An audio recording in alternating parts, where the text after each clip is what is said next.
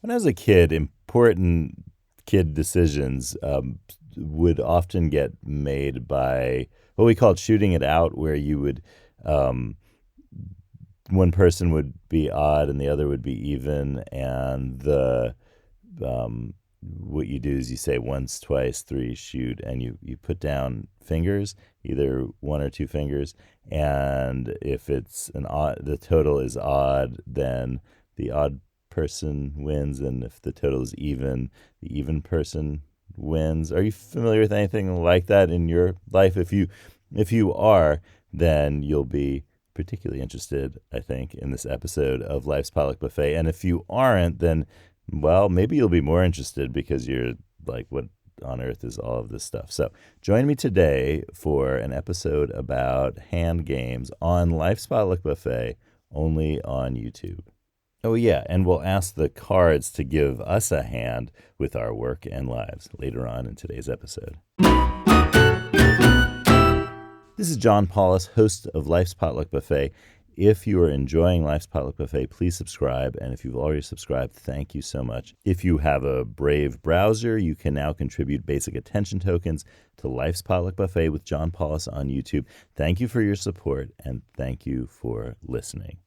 It would be more interesting to find out if there were a culture around the world that was completely lacking in hand games, because it seems impossible that there has ever been a culture where games involving two people and hands, or more than two people and hands, don't exist.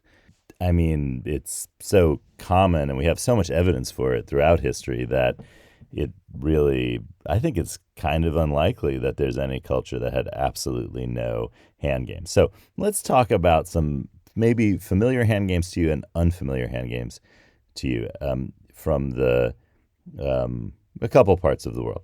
So uh, in the in the United States, you might be familiar with patty cake, or pat a cake. I've seen it weirdly when it's written out. Sometimes it gets written pat a cake, but I'm familiar with this patty cake. This is a game that is a more of a collaborative hand game rather than a competitive hand game, and I think that's the kind of two big categories of hand games. And I this doesn't get brought up too much, but there are games where two people try to work together to make something happen, and then there are games where two people are kind of at odds, no pun intended, or evens, with one another in terms of hands. So the collaborative hand games like patty cake are ones where, there's usually clapping involved because that helps with the timing, and the timing is critical to that. And so the whole thing of like, I learned it as patty cake, baker's man. That doesn't, but that's what, bake me a cake as fast as you can. And that's done with a partner, and you cross hands, and that's, you clap your hands, and you clap you together, you clap a hand, and clap each other's hands. Um, but that's an old nursery rhyme, as they're usually called in English, that goes back a really, really long way, and that we have evidence for it for centuries. And when the actual hand clapping game started, related to that nursery rhyme, it seems like pretty early on, because of the words of it seem to suggest that there's some sort of like collaborative hand stuff going on here, and it suits that well. So that's also interesting to think about, is in the case of this, did the hand clapping come first, the nursery rhyme come first, or did both happen at the same time?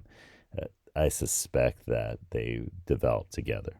So that's well, I'll call it patty cakes, or pat a cake. It's also onomatopoetic because the pat is the sound of, well, I guess patting a cake, but it's also the sound, if you're making a cake with with your hands, you're forming a patty of something, with, let's say, a dough patty, you'd be patting them. So that makes total sense to me. And then when you're doing that with someone else, then your hands clapping together and so forth is making that sound as well.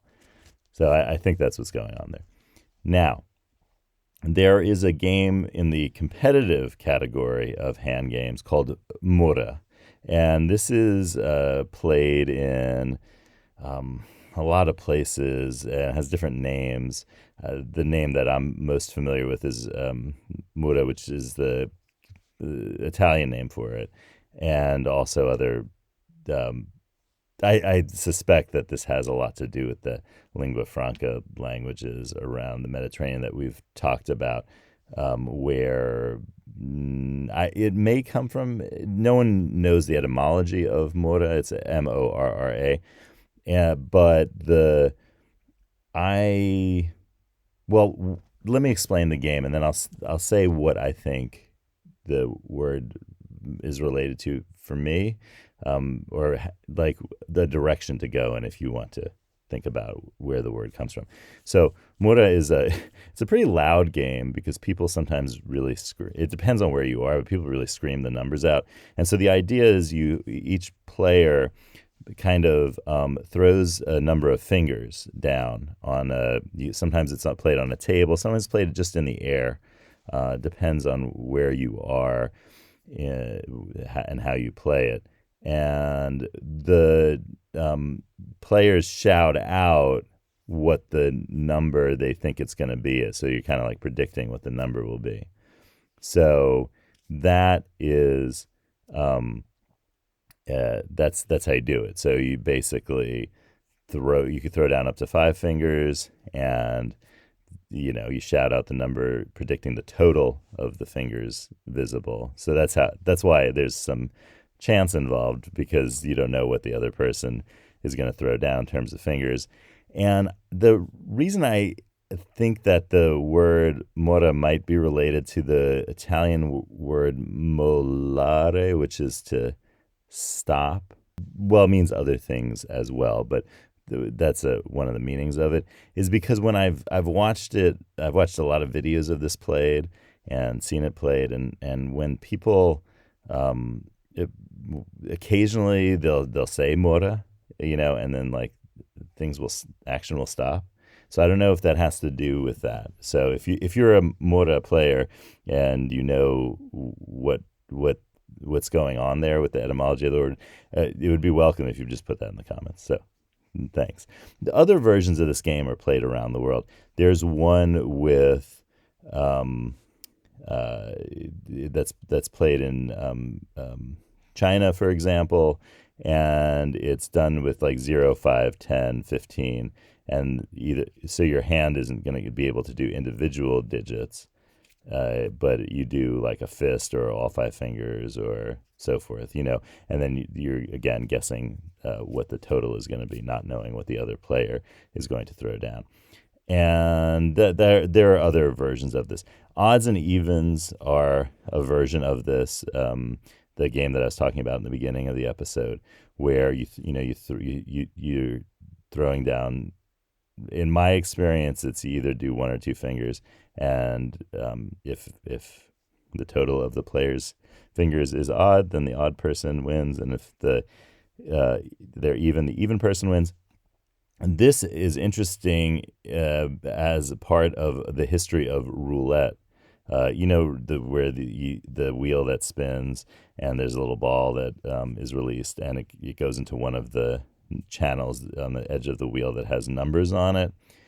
The earliest versions of roulette that we know about were really just odds and evens, and then the rest of the whole roulette wheel developed after that. So you could put things on numbers, or the whole red and black thing, and also at some point very early on, 2 slots were added to give the house an advantage, and that's today what you see as on a roulette wheel, a standard kind of roulette wheel around the world, is a 0 and a double zero in green, and that's what gives the house an advantage.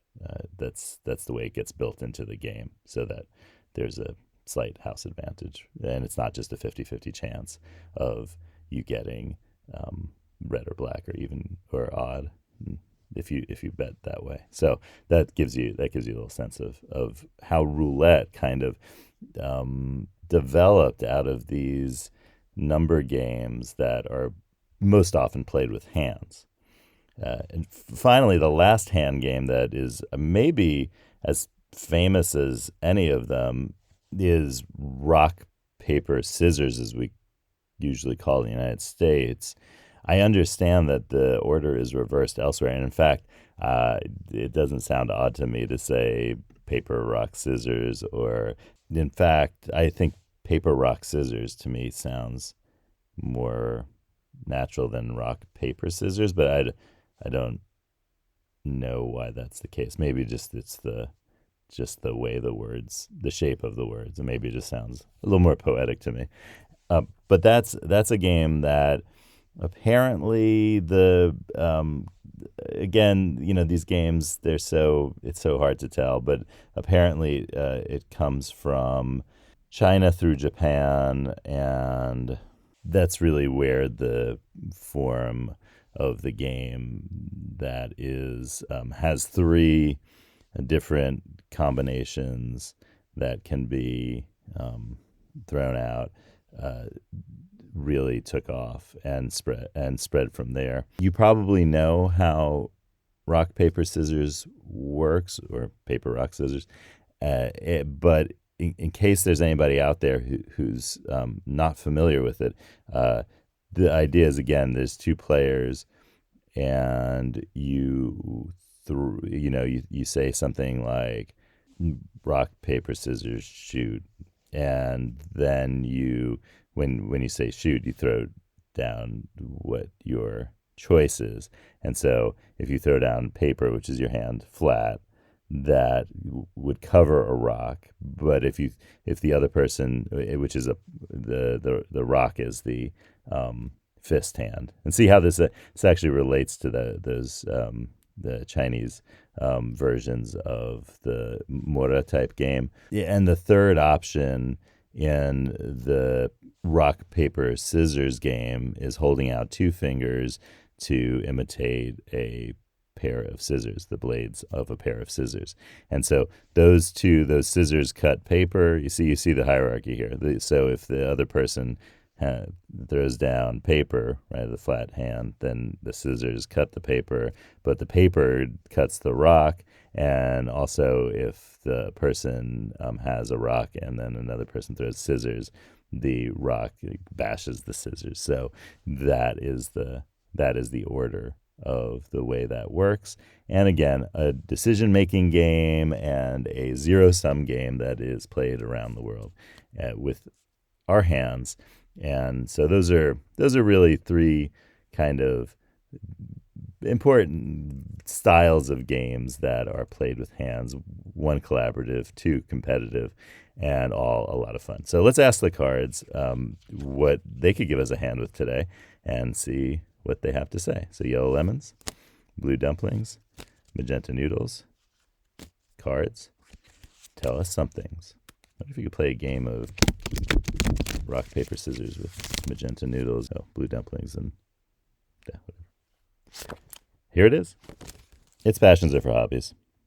All right, well, so that's it for today. I'm glad you joined me, and if you want to know about Passions Over Hobbies, Card 28, you have a lot of episodes to choose from because the deck just loves giving me Card 28. It never gets tired of it. So, well, thanks, deck. I appreciate that. You win as always, and I'll see you all tomorrow on Life's Potluck Buffet.